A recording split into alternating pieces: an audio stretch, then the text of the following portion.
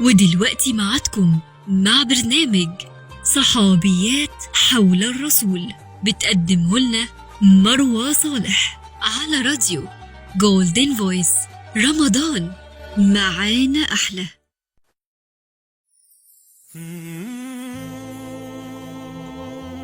أهلا بكم مستمعينا الأعزاء على راديو جولدن فويس. كل سنة وانتم طيبين بمناسبة شهر رمضان الكريم، شهر البركة والخير.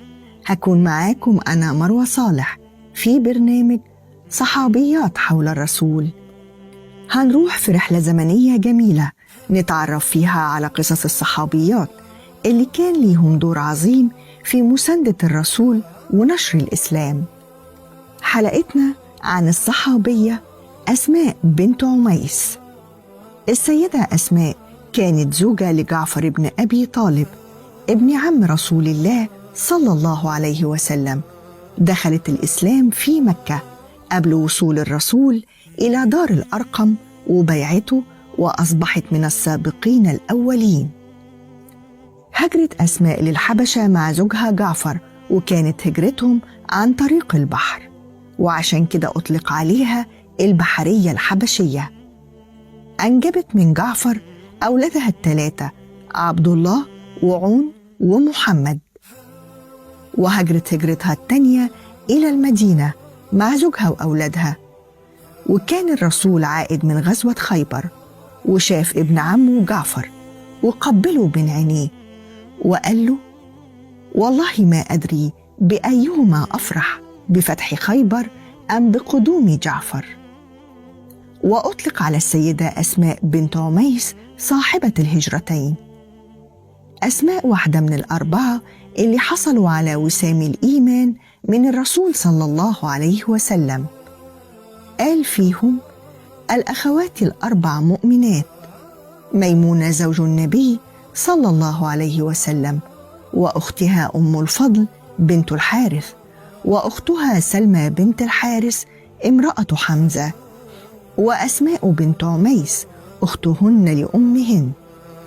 وبيحكى إن سيدنا عمر بن الخطاب رضي الله عنه كان بيزور بنته أم المؤمنين حفصة زوجة الرسول صلى الله عليه وسلم، وقابل أسماء بنت عميس بعد رجوعها من الحبشة، فقال لها وهو بيضحك: يا حبشية، لقد سبقناكم بالهجرة. زعلت السيدة أسماء جدا وقالت: لقد صدقت، كنتم من رسول الله يطعم جائعكم ويعلم جاهلكم، وكنا البعداء الطرداء، أما والله لآتين رسول الله صلى الله عليه وسلم فلأذكرن له ذلك. وراحت للرسول صلى الله عليه وسلم وقالت له: يا رسول الله، إن رجالا يفخرون علينا ويزعمون أن لسنا من المهاجرين الأولين. فقال الرسول صلى الله عليه وسلم: بل لكم هجرتان، هاجرتم إلى النجاشي وهاجرتم إلى المدينة. توفي زوجها جعفر في غزوة مؤتة، وتزوجت من سيدنا أبو بكر الصديق رضي الله عنه بعد وفاة زوجته أم رومان، وأنجبت له محمد، وعاشت معاه زمن الخلافة حتى توفاه الله. وبعدها تزوجت من سيدنا علي بن أبي طالب. كانت أسماء من رواة الحديث وخبيرة في العلاج. استشهد ابنها محمد بن أبي بكر في مصر. صبرت واحتسبت وتحملت ألم فقد ابنها حتى توفاها الله سنة 40 هجرية. الصحابية أسماء بنت عميس كانت سيدة عظيمة صالحة، عاشت فترة طويلة، شهدت أحداث كتير من بداية الإسلام حتى الفتنة، وكانت مثال للصبر والحكمة.